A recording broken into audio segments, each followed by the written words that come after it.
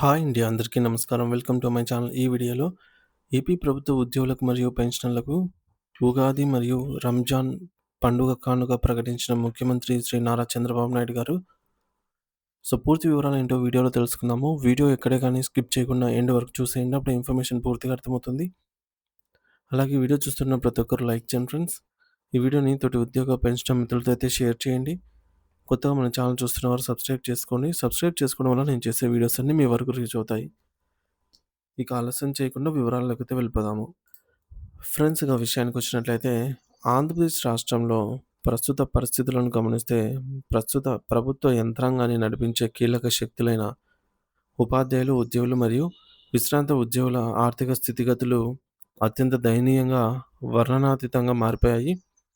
గత ప్రభుత్వ హయాంలో ఎదుర్కొన్న ఇబ్బందుల నుండి విముక్తి లభిస్తుందని, తమ సమస్యలన్నిటినీ ఒక్కొక్కటిగా పరిష్కారం అవుతాయని ఎంతో ఆశతో ఉన్న తరుణంలో ఈ కూటమి ప్రభుత్వం అధికారంలోకి వచ్చింది. అయితే అధికారంలోకి వచ్చిన తర్వాత ఆ ఆశలు క్రమంగా నిరాశలుగా మారుతున్నాయి. ఎందుకంటే వారు జీవన ప్రమాణాలను మెరుగుపరచడానికి అవసరమైనటువంటి కనీస చర్యలను కూడా ఇప్పటికీ కల్పించలేదు.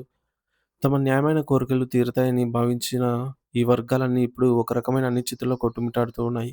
ముఖ్యంగా కూటమి ప్రభుత్వంలోని అగ్రనాయకత్వం, ముఖ్యమంత్రి నారా చంద్రబాబు నాయుడు గారు మరియు ఉప ముఖ్యమంత్రి పవన్ కళ్యాణ్ గారు ఈ సమస్యలపై ఇప్పటికీ మౌనం వహించడం ఉద్యోగ వర్గాలను తీవ్ర ఆందోళనకు గురిచేస్తోంది.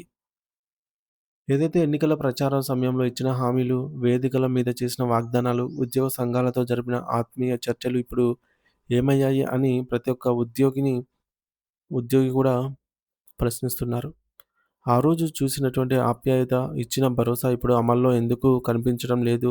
ఇచ్చిన మాటను నిలబెట్టుకోవడంలో ఎందుకు జాప్యం జరుగుతోంది? అనే ప్రశ్నలు ఇప్పుడు రాష్ట్ర వ్యాప్తంగా వినిపిస్తున్నాయి. సామాన్యుడి గొంతుకగా నిలిచేటటువంటి మీడియా సంస్థలు ఇప్పుడు బాధిత వర్గాల పక్షాన నిలబడతాయి. అందులో భాగంగానే రిటైర్డ్ ఉద్యోగుల సమస్యలపై నిరంతరం పోరాటం సాగుతోంది. ఇటీవల నిర్వహించిన రిటైర్డ్ ఉద్యోగుల ఆత్మీయ సమావేశం ఒక వేదికగా మారి వారి గుండెల్లోని ఆవేదనను బయటకు తెచ్చింది.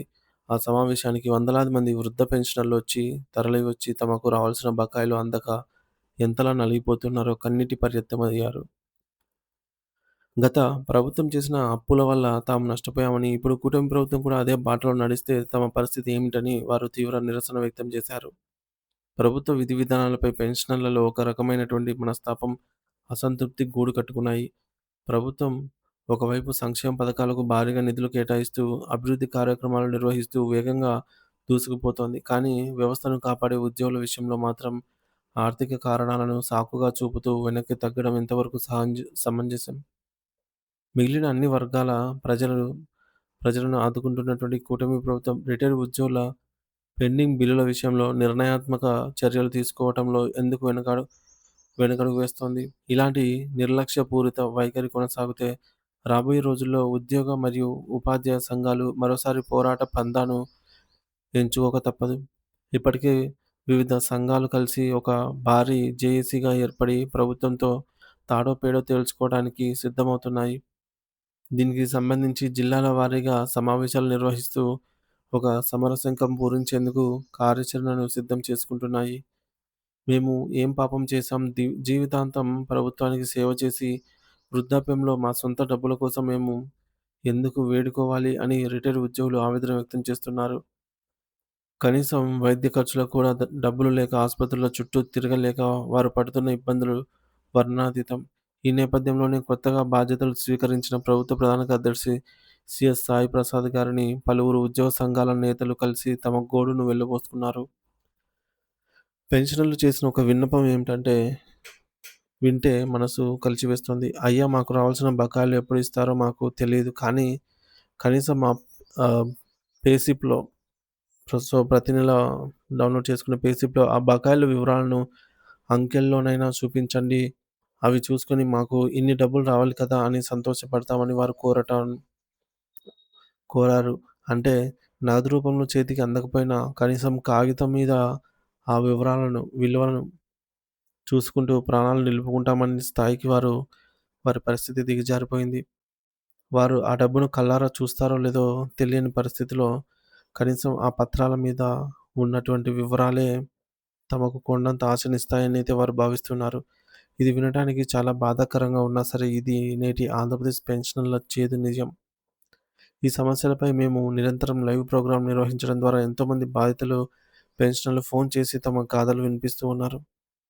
సో, రాష్ట్ర వ్యాప్తంగా వారి బాధలు వింటూ ఉంటే ఏ స్థాయిలో వివక్ష ఉందో ప్రభుత్వం నుంచేనైతే అర్థమవుతుంది. ఎన్నికలకు ముందు ప్రభుత్వ నాయకులు ఇచ్చిన హామీలు ఇప్పుడు నీట మాటలుగా మిగిలిపోకుండదు. పెన్షనర్ల కోసం ప్రత్యేక కార్పొరేషన్ ఏర్పాటు చేస్తామని, గత ప్రభుత్వం చేసిన వినాశకరమైన నిర్ణయాల నుండి మిమ్మల్ని ఆదుకుంటామని చెప్పి ప్రతి పైసా వడ్డీతో సహా చెల్లిస్తామని చెప్పిన మాటలు ఇప్పుడు ఏమయ్యాయి అని అడుగుతున్నారు. ఆ మాటలు కేవలం ఓట్ల కోసమేనా? లేక నిజంగానే ఉద్యోగుల సంక్షేమంపై చిత్తశుద్ధి ఉందా అని మేధావి వర్గం ప్రశ్నిస్తోంది. మరికొంతమంది పెన్షనర్లు ఇప్పుడు నడవలేని స్థితిలో ఉన్నారు. కొందరు ప్రాణాంతక వ్యాధులతో ఆసుపత్రి బెడ్ల మీద చావుబతుకుల మధ్య కూడా పోరాడుతూ ఉన్నారు. కనీసం ఎంప్లాయీ హెల్త్ స్కీమ్ ఈహెచ్ఎస్ ద్వారా ఉచిత వైద్యం చేయించుకుందామన్నా ప్రభుత్వ ఆసుపత్రులకు బిల్లులు ప్రభుత్వం చెల్లించకపోవడంతో ఆ హెల్త్ కార్డులు కూడా ఎక్కడ పని చేయటం లేదు. సో, ప్రైవేట్ హాస్పిటల్స్‌లో ఎక్కడికెళ్ళినా సరే వారు నిరాకరిస్తూ ఉన్నారనమాట హెల్త్ కార్డును చూసి. మీరు ప్రభుత్వ ఉద్యోగ, అయితే మీకు హెల్త్ కార్డ్ ఇక్కడ చెల్లదు. ఎందుకంటే బకాయి ఎక్కువగా ఉంది. పేమెంట్ రావాల్సి ఉంది అని జెప్పేసి వారు నిరాకరిస్తున్నారట. ఇక జేబులో డబ్బులు లేక, కార్డ్ పనిచేయక, పెన్షన్ రాక వారు పడుతున్న నరకం ఏ రకమైన శిక్ష. రాష్ట్రంలో ఏ అభివృద్ధి కార్యక్రమం జరగాలన్నా, ప్రభుత్వ పథకం ప్రజల్లోకి వెళ్ళాలన్నా ఉద్యోగులే ప్రాణం. తమకు ప్రస్తుత ఉద్యోగులకు జీవితాలు వస్తూ ఉన్న రిటైర్డ్ ఉద్యోగులకు కేవలం పెన్షన్ పైనే ఆధారం.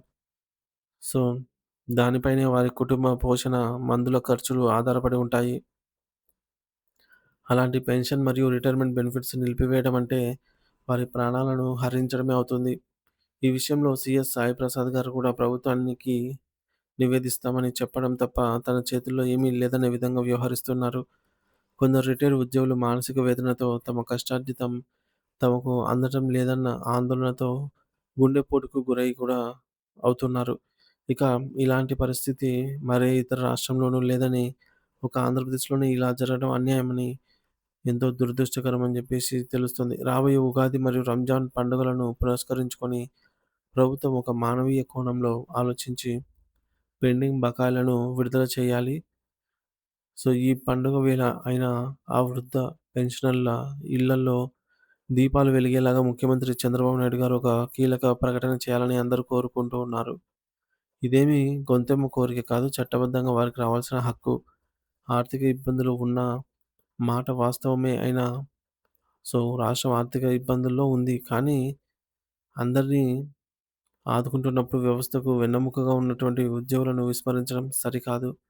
ఇప్పటికైనా కూటమి ప్రభుత్వం మేల్కొని ఒక స్పష్టమైన యాక్షన్ ప్లాన్ సిద్ధం చేసి దశల వారీగా అయినా సరే బకాయిలను చెల్లించాలి. అప్పుడే ప్రభుత్వానికి ప్రజల్లో ముఖ్యంగా ఉద్యోగ వర్గాల్లో ఉన్నటువంటి గౌరవం నిలబడుతుంది. ఈ ఉగాది కానుకగా పెన్షనర్ల కళ్ళల్లో ఆనందం చూడాలి అనైతే ఆశిస్తూ ఉన్నాము. Thank you for watching this video.